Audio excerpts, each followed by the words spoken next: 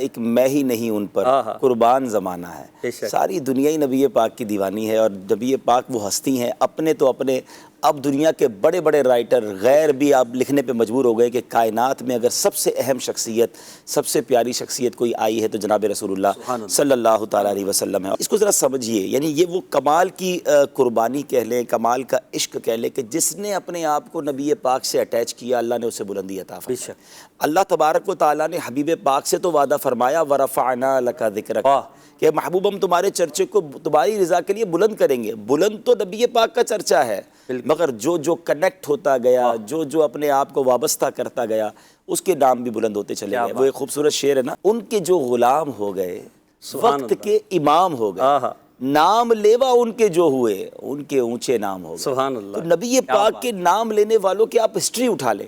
اچھا، پیارے آقا علیہ الصلوۃ والسلام تو وہ کمال کی ہستی ہیں، دنیا میں کئی لوگوں کی دنیا میں آمد کے بعد اور بہت ساری زندگی گزارنے کے بعد ان کے چرچے بلند ہوتے ہیں۔ صحیح، ٹھیک ہے، یعنی ان کے کوئی کمالات سامنے آتے ہیں۔ دنیا میں میں جو تھوڑا بہت ریسرچ کی ہے، مالدار بننا، یش مشہور ہونا، یہ نارملی بہت کم لوگ ہوتے ہیں جو بائی برتھ یا بچپن میں ہو جاتے ہیں، ورنہ بڑھاپے میں جا کے یہ موقع ملتا ہے۔ صحیح کہ 40 50 60 سال کی زندگی میں بندہ کوئی ایسا کام کر جاتا ہے، یا تو پیسے کما لیتا ہے یا جناب وہ شہرت کما لیتا ہے، کوئی کمال کر لیتا ہے، اور اس کے بعد اس کے جانے کا ٹائم آ جاتا ہے۔ صحیح۔ لیکن نبی پاک دنیا میں آئے نہیں ہیں، اللہ اکبر، اس سے پہلے سے ان کا چرچا بلند، بے شک، اس سے پہلے سے ان سے محبت کرنے والے بھی موجود ہیں۔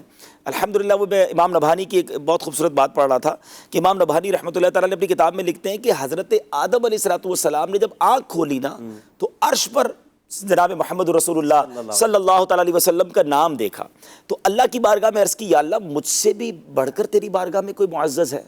تو اللہ نے فرمایا ہاں، تیری اولاد میں ایک نبی ہوں گے تو میرے نزدیک تجھ سے بھی زیادہ معزز ہے۔ کیا بات ہے، یعنی ابھی نبی پاک ظاہری طور پہ تشریف نہیں لائے۔ اچھا، ایک اور خوبصورت بات، ہم کیوں نبی پاک کا چرچہ بلند کیوں نہ کریں، نبی پاک کے گن کیوں نہ گائیں؟ میں اور آپ محسن بھائی اور جتنے ناظرین ہیں، ہم سب کی اس دنیا میں آمد کی ریزن بھی نبی پاک، بے شک، وجہ تخلیق کائنات ہیں آپ۔ صحیح۔ اچھا، ایک تو حدیث قدسی چونکہ ہے کہ میں محبوب تمہیں نہ بناتا تو یہ کائنات نہ بناتا، لیکن ایک اور خوبصورت بات جو بڑی لاجیکل بات ہے، حضرت آدم علیہ الصلوۃ والسلام کی پسلی سے بی بی حوا رضی اللہ تعالیٰ عنہ کی پیدائش ہوئی جی۔ اب جب وہ پیدا ہوئی تو اللہ تبارک و تعالیٰ نے ان کے دل میں خواہش ڈالی، تو انہوں نے اللہ سے عرض کی کہ یا اللہ مجھے میرا جوڑا بنا دے اس کے ساتھ۔ ٹھیک ہے، اللہ تبارک و تعالیٰ کی طرف سے حکم ہوا، اے آدم اس کا مہر ادا کرو۔ یعنی ہم سب کے والدین ہیں نا، بی بی حوا اور حضرت آدم تو ہم سب کے جد ابجد ہیں، ہم سب کے والدین ہیں، ہم سب بنی نوع انسان، بنی نوع انسان سب کے، ان دونوں کا جوڑا بننے کا مہر کیا تھا؟